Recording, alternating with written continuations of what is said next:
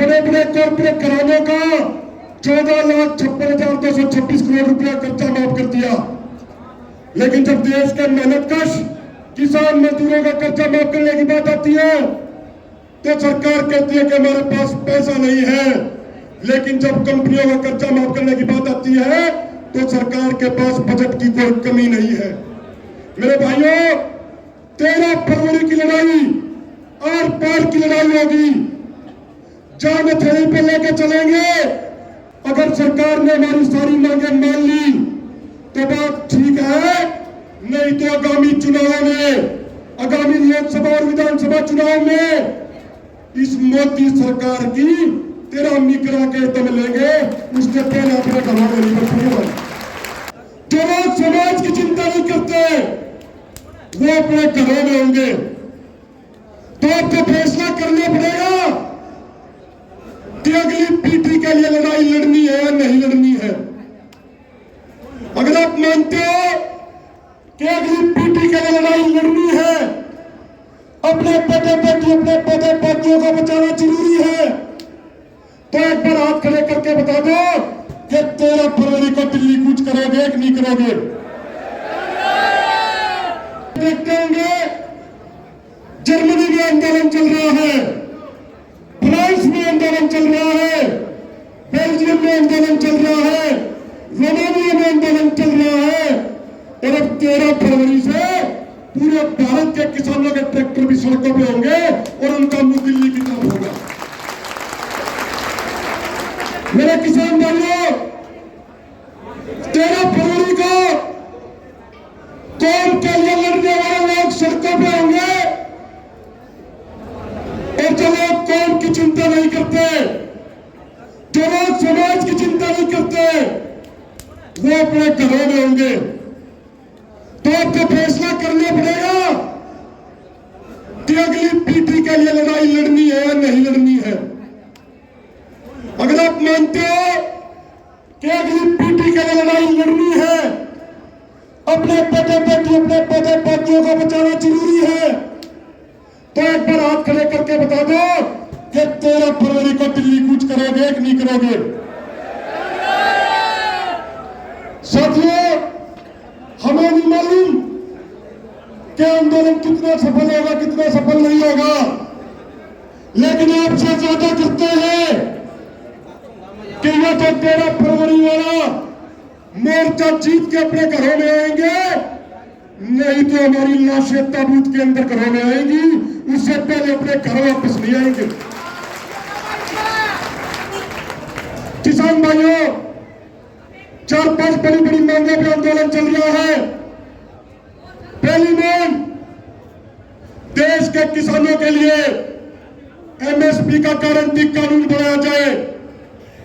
दूसरी मांग, स्वामीनाथन आयोग के C2 प्लस 50% फार्मूले के अनुसार फसलों का भाव किसानों को दिया जाए। एक पंक्ति में अगर बोले तो स्वामीनाथन आयोग के C2 प्लस 50% फार्मूले के अनुसार आज अपने गेहूं का एमएसपी 4,000 रुपया क्विंटल बढ़ता है और अब की बार दिया कितना चाहोगा? 2,275 रुपया क्विंटल। मेरे भाइयों, तीसरी मांग, देश के किसान मजदूरों की पूर्ण कर्ज मुक्ति करानी है।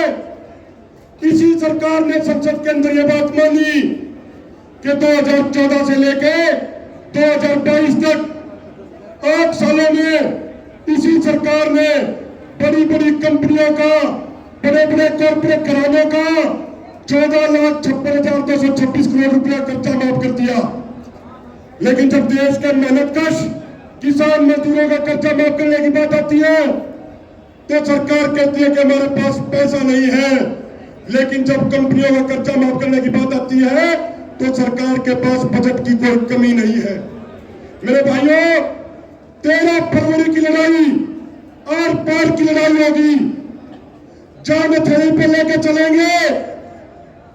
इन मांगों पर विस्तार से तो सरदार जगजीत सिंह डल्लेवाल बताएंगे, लेकिन 2-3 छोटी छोटी बातें कह के अपनी बात को खत्म करूंगा। मेरे बुजुर्गों, पिछले आंदोलन की तरह 6-6 महीने का राशन अपनी ट्रॉलियों में भर लो। अपनी ट्रैक्टर ट्रॉलियों के ऊपर तिरपाल बांध लो, क्योंकि लड़ाई अब की बार और पार की होगी। 13 फरवरी को दिल्ली कूच है। अगर सरकार ने हमारी सारी मांगे मान ली तो बात ठीक है, नहीं तो आगामी चुनाव में, आगामी लोकसभा और विधानसभा चुनाव में इस मोदी सरकार की 13वीं करा के दम लेंगे। उसने पहले अपने घरों में नहीं बैठेगा। जो किसान के ऊपर अत्याचार करेगा उसको कुर्सी पर नहीं बैठने दिया जाएगा।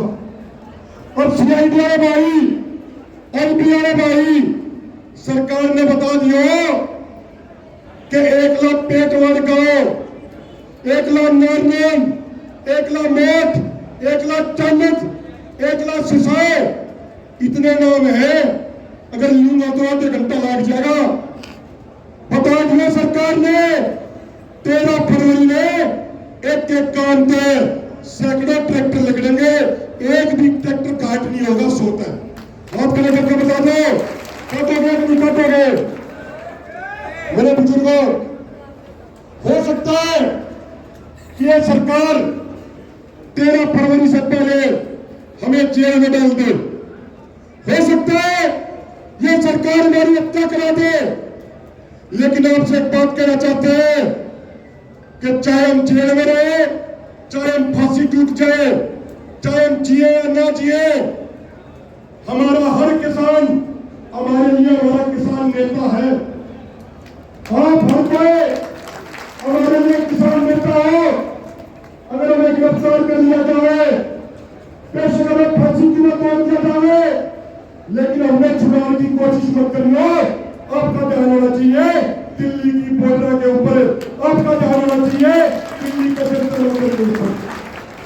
मेरे भाइयों, आपका बात सुनो,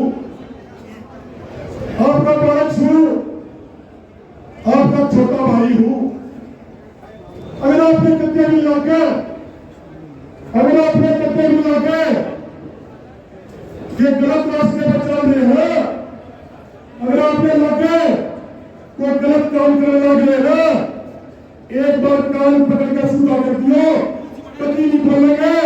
आपके कई अनुसार सारे के सारे काम करेंगे, कभी पक्ष में करेंगे। मेरे बुजुर्गों, जो आज खासकर इंसान की धरती में 18 ट्रैक्टरों के साथ यह ताकत दिखाई है, यह ताकत की रिपोर्ट सिर्फ चंडीगढ़ तक नहीं, पूरे दिल्ली तक गई है। मेरे बुजुर्गों, जो आपने ये प्रेम, जो आपने ये साथ, जो आपने स्नेह हमें दिया है, मैं अपनी 10 जिंदगी भी आप खतर कुर्बान कर दूंगा तो आपका एहसान करते भी नहीं जा सकता। मेरे बुजुर्गों, जब गांव-गांव में प्रचार करने के लिए जा रहे थे, गांव वालों ने पगड़ी पे लाकर, माला पे लाकर स्वागत किया। आपसे एक वादा करे हैं, ध्यान का सुनिए इस बात में, आपसे एक वादा करे हैं, जो पगड़ी पे लाकर अपने मान सम्मान दिया है, अपनी न्याय कटा लेंगे, लेकिन आपका मान सम्मान के लिए कम नहीं हो देंगे। इस मान सम्मान के 10 मिनट तक आपकी जरूरत में बताओगे। मेरे बुजुर्गों, अंत में एक बात कह गए, अपनी वाणी में विराम दूंगा। अंत में एक बात कह अपनी वाणी में विराम दूंगा कि किसान भाइयों, अब पीटी को बचाने की लड़ाई है। अगर आप आवाज कमजोर रहेंगे ना, तो 2024 के बाद पूरे देश में तानाशाही लागू हो जाएगी।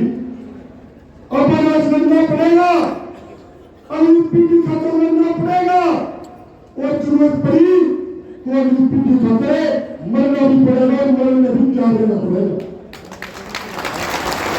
मेरे भाइयों, सरकार किस चीज कर रहे हैं? सरकार कर रहे हैं आपकी जागरूकता पे। कुछ दिन पहले मेवात में बीजेपी और आरएसएस वालों ने दंगे कराने की साजिश रची। इन्होंने सोचा कि मुजफ्फरनगर की तरह जो किसान भाईचारा हमारे पकावे में आ जाएगा और हिंदू मुसलमान के नाम पर लड़ाई करने लग जाएगा। लेकिन मैं सैल्यूट करता हूं हरियाणा के किसान सरदारों को, मैं सैल्यूट करता हूं इन तमाम किसान योद्धाओं को कि जब बीजेपी आरएसएस वाले दंगे की साजिश रच के हमारा भाईचारा बिगड़वाना चाह रहे थे, तो आपने एक बात क्लियर कर दी कि किसान का ट्रैक्टर यदि बाहर निकलेगा तो भाईचारे के लिए निकलेगा, किसान का ट्रैक्टर दंगे कराने खातिर करते बाहर नहीं निकलेगा। मेरे भाइयों, चुनाव नजदीक आ गए, ये मंदिर मस्जिद के नाम पे, हिंदू मुसलमान के नाम पे आपको बहकाने की कोशिश करेंगे, लेकिन आपने सिर्फ किसान की बात करनी है, आपने सिर्फ मजदूर की बात करनी है, आपने सिर्फ नौजवान की बात करनी है।